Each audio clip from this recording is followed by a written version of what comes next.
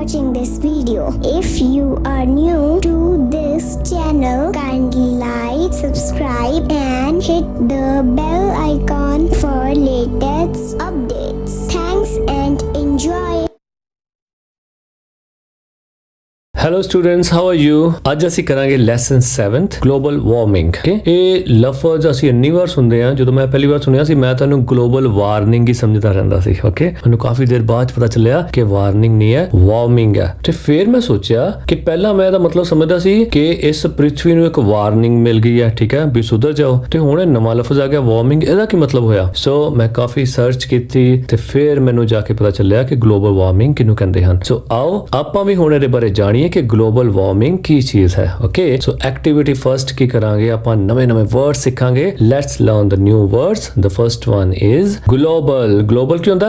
ਸੰਸਾਰ ਸੰਬੰਧੀ। ਵਾਰਨਿੰਗ ਚੇਤਾਵਨੀ। ਵਹੀਕਲਸ ਆਵਾਜਾਈ ਦੇ ਸਾਧਨ। ਟ੍ਰੈਪ ਜਾਲ। ਸਟਬਲ, ਸੋ ਸਟਬਲ ਹੁੰਦਾ ਖੂੰਟੀ, ਕੋਈ ਡੰਡੀ। ਓਕੇ, ਤਾੜੀ ਦੇ ਜਿਹੜੇ ਛੋਟੇ ਛੋਟੇ ਵਾਲ ਹੁੰਦੇ ਉਹਨੂੰ ਵੀ ਸਟਬਲ ਕਹਿੰਦੇ ਨੇ। ਪਸ਼ੂਆਂ ਨੂੰ ਪਾਉਣ ਵਾਲਾ ਚਾਰਾ ਉਹਨੂੰ ਵੀ ਸਟਬਲ ਕਹਿੰਦੇ ਨੇ। ਆਪਾਂ ਇਸ ਲੈਸਨ 'ਚ ਦੇਖਾਂਗੇ ਕਿ ਇਹਦਾ ਰੀਅਲ ਮੀਨਿੰਗ ਕੀ ਹੈ। नेक्स्ट, पोल्यूशन दूषण, प्रदूषण। हार्मफुल हानिकारक। इरेडिकेट खत्म करना। ओके, लेसन शुरू करने तो पहला मेरे कुछ क्वेश्चंस का जवाब दो। First, name the planet on which we live. Planet दा नाम दसो, उस ग्रह दा नाम दसो जिथे असी रहने आ। Very good. Earth. Where do we get oxygen from? असी ऑक्सीजन किन्ना तो प्राप्त करते हैं? We get oxygen from the trees. Next, what will happen? की होएगा if all the trees are cut? जे ਸਾਰੇ ਦਰਖਤ ਕੱਟ ਦਿੱਤੇ ਗਏ ਤਾਂ ਫਿਰ ਕੀ ਹੋਏਗਾ? ਓਕੇ, ਚਲੋ ਅਸੀਂ ਇਸ ਵਿਸ਼ੇ ਦੇ ਉੱਤੇ ਇਹ ਵਾਲੀ ਪੋਇਮ ਪੜ੍ਹਦੇ ਹਾਂ ਜਿਸ ਦਾ ਨਾਮ ਕੀ ਹੈ?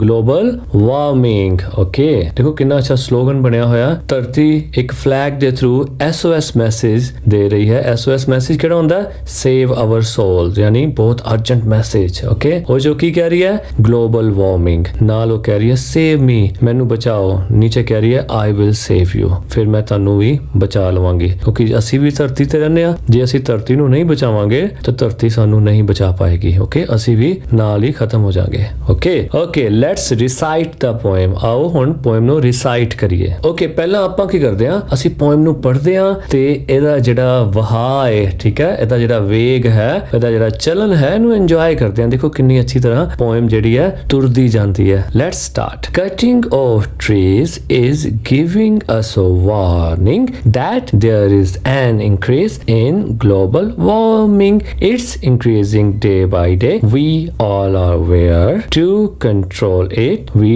really don't care. The burning of stubble is doing pollution and we haven't still found any solution. Use of vehicles is increasing day by day, out of which harmful emissions are finding way.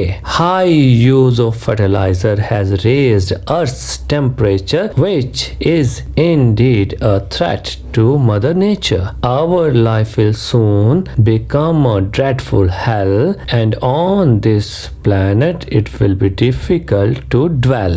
Now we should find solution for global warming to make Earth worth living for generations coming. So ਇਹ ਸੀ ਸਾਡੀ poem. ਜਦੋਂ ਅਸੀਂ ਪੜ੍ਹਦੇ ਹਾਂ ਤੇ ਨਾ ਮਜ਼ਾ ਆਉਂਦਾ ਜਿੱਦਾਂ ਕੋਈ ਅਸੀਂ ਸੌਂਗ ਗਾ ਰਹੇ ਹੋਈਏ। ਆ ਜਾਓ ਜੀ, ਹੁਣ ਅਸੀਂ ਇਹਦੀ ਐਕਸਪਲੇਨੇਸ਼ਨ ਕਰਦੇ ਹਾਂ ਕਿ ਇਸ ਪੋਇਮ ਦੇ ਵਿੱਚ ਸਾਨੂੰ ਕਿਹਾ ਕੀ ਗਿਆ ਹੈ। Start. Cutting of trees is giving us a warning. ਦਰਖਤਾਂ ਦਾ ਕੱਟਣਾ ਸਾਨੂੰ ਚੇਤਾਵਨੀ ਦੇ ਰਿਹਾ ਹੈ। That there is an increase in global warming, ਕਿ ਸਾਵਧਾਨ ਹੋ ਜਾਓ, ਗਲੋਬਲ ਵਾਰਮਿੰਗ ਯਾਨੀ ਧਰਤੀ ਦਾ ਤਾਪਮਾਨ ਵੱਧ ਰਿਹਾ ਹੈ। ਇਟਸ ਇੰਕਰੀਜ਼ਿੰਗ ਡੇ ਬਾਈ ਡੇ, ਇਹ ਹਰ ਰੋਜ਼ ਵੱਧ ਰਿਹਾ ਹੈ। ਵੀ ਆਲ ਆਰ ਅਵੇਅਰ, ਅਸੀਂ ਸਾਰੇ ਇਸ ਤੋਂ ਜਾਣੂ ਹਾਂ। ਟੂ ਕੰਟਰੋਲ ਇਟ, ਪਰ ਇਸ ਨੂੰ ਕੰਟਰੋਲ ਕਰਨ ਲਈ ਵੀ ਰੀਅਲੀ ਡੋਂਟ ਕੇਅਰ, ਸਾਡੇ ਵਿੱਚੋਂ ਕੋਈ ਵੀ ਇਹਦੀ ਪਰਵਾਹ ਨਹੀਂ ਕਰਦਾ। ਦ ਬਰਨਿੰਗ ਆਫ ਸਟਬਲ, ਪਰਾਲੀ ਨੂੰ ਸਾੜਨ ਨਾਲ, ਇਜ਼ ਡੂਇੰਗ ਪੋਲਿਊਸ਼ਨ, ਪ੍ਰਦੂਸ਼ਣ ਹੋ ਰਿਹਾ ਹੈ। And we haven't still found any solution, ਅਤੇ ਅਜੇ ਤੀਕ ਅਸੀਂ ਇਸ ਦਾ ਕੋਈ ਹੱਲ ਨਹੀਂ ਲੱਭਿਆ। ਯੂਜ਼ ਆਫ ਵਹੀਕਲਸ ਇਜ਼ ਇੰਕਰੀਜ਼ਿੰਗ ਡੇ ਬਾਈ ਡੇ, ਆਵਾਜਾਈ ਦੇ ਸਾਧਨਾਂ ਦੀ ਵਰਤੋਂ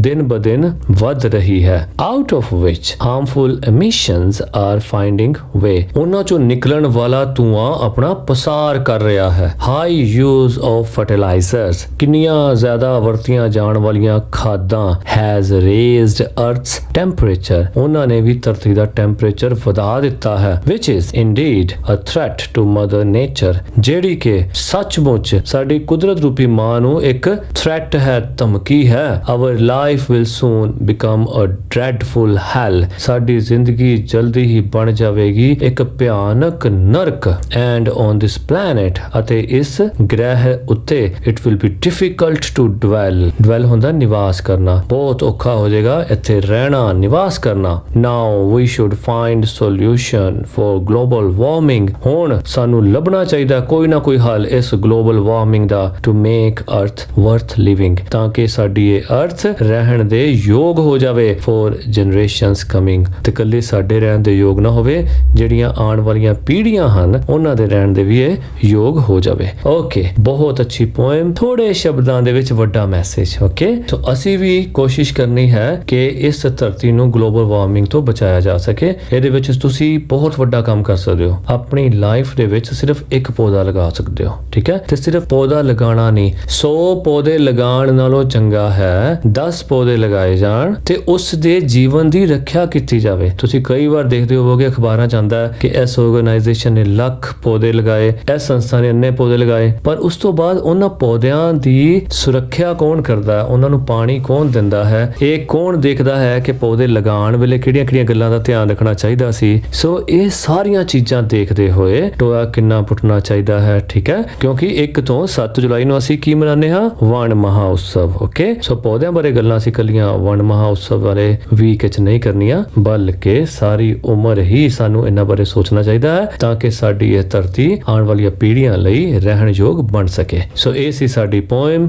ਗਲੋਬਲ ਵਾਰਮਿੰਗ। ਉਮੀਦ ਹੈ ਤੁਹਾਨੂੰ ਬਹੁਤ ਪਸੰਦ ਆਈ ਹੋਏਗੀ। ਜ਼ਰੂਰ ਤੁਸੀਂ ਕੁਝ ਨਾ ਕੁਝ ਰੈਜ਼ੋਲੂਸ਼ਨ ਲਿਆ ਹੋਏਗਾ ਤੇ ਪੌਦਾ ਲਗਾਉਣ ਬਾਰੇ ਜ਼ਰੂਰ ਸੋਚਿਆ ਹੋਏਗਾ। ਇਹਨਾਂ ਸ਼ਬਦਾਂ ਨਾਲ thank you very much. So ਮਿਲਦੇ ਹਾਂ in the next video of exercise of this poem.